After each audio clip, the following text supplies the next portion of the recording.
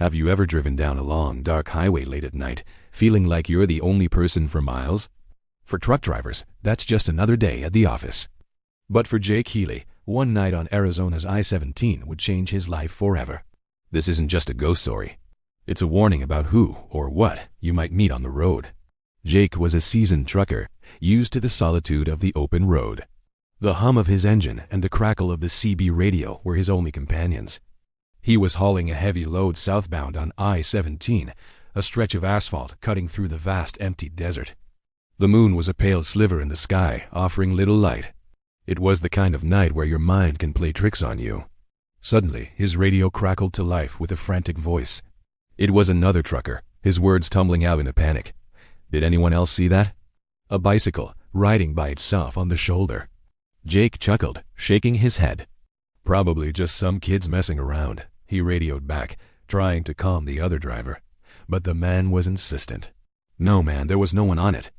It just rode past me. Jake dismissed it as fatigue.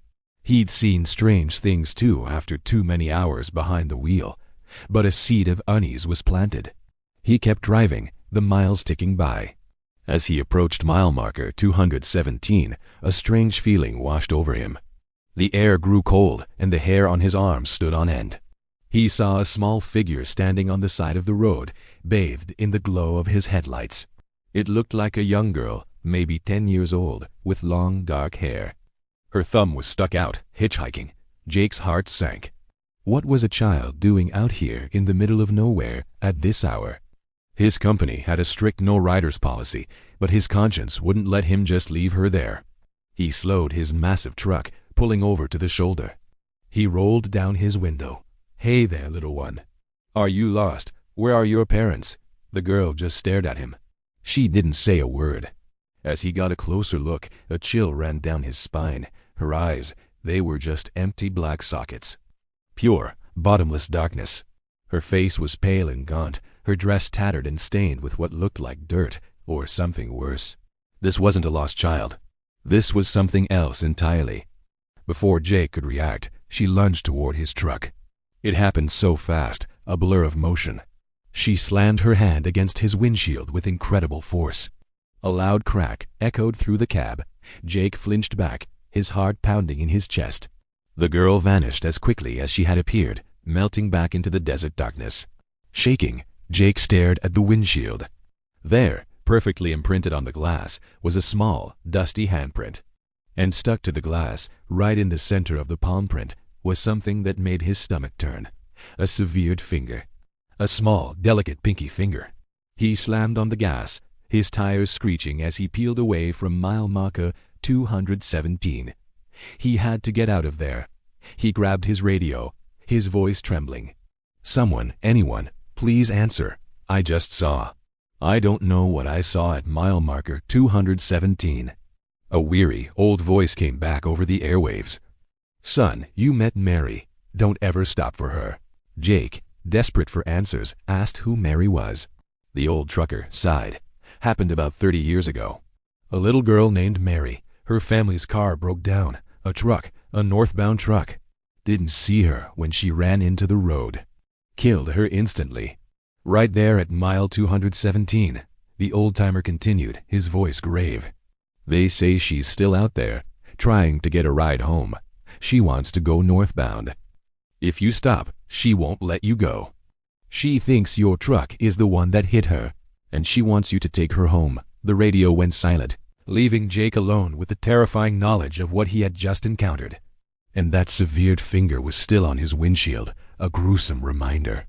Jake tried to convince himself it was a nightmare, a hallucination brought on by exhaustion. He drove for another hour, his eyes constantly darting to the rearview mirror. He was so focused on the road behind him that he almost missed it. The passenger door creaked open.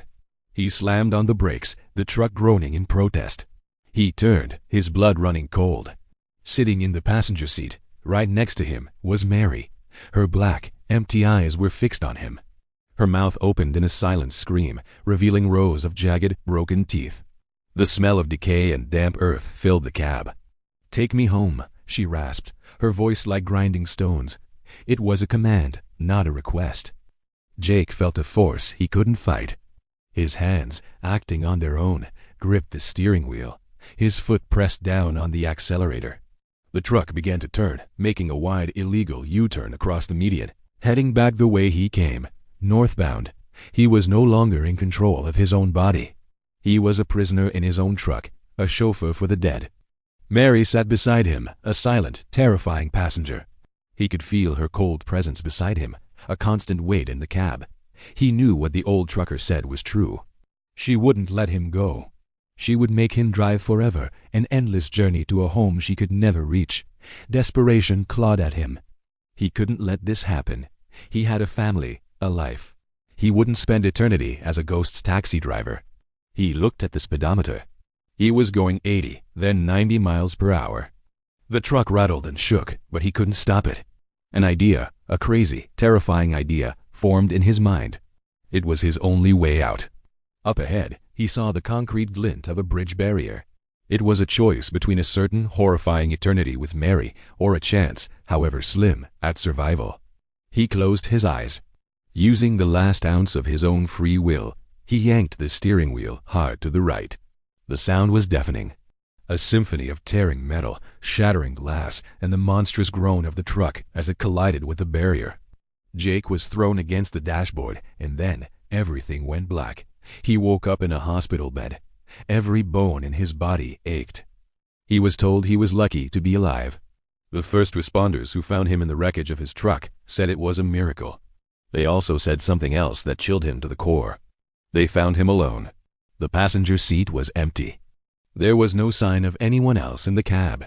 But the handprint, the one Mary had left on his windshield, was still there, even though the glass was shattered into a million pieces. Jake Healy survived the crash, but he never drove a truck again. He was a broken man, not just physically, but mentally. He was haunted. He would wake up screaming in the night, seeing those empty black eyes in his dreams. Sometimes, in the reflection of a window or a mirror, he would see her standing behind him, just for a second. And Mary? She's still out there on I-17, still standing by the side of the road at mile marker 217, still looking for a ride home. So if you ever find yourself driving through the Arizona desert late at night and you see a little girl hitchhiking, whatever you do, don't stop. Just keep driving. Because Mary is still waiting for her final ride, and she'll take anyone who's willing to give it to her. Thanks for watching. If you enjoyed this story, be sure to hit that like button and subscribe for more tales from the dark side of the road. Stay safe out there.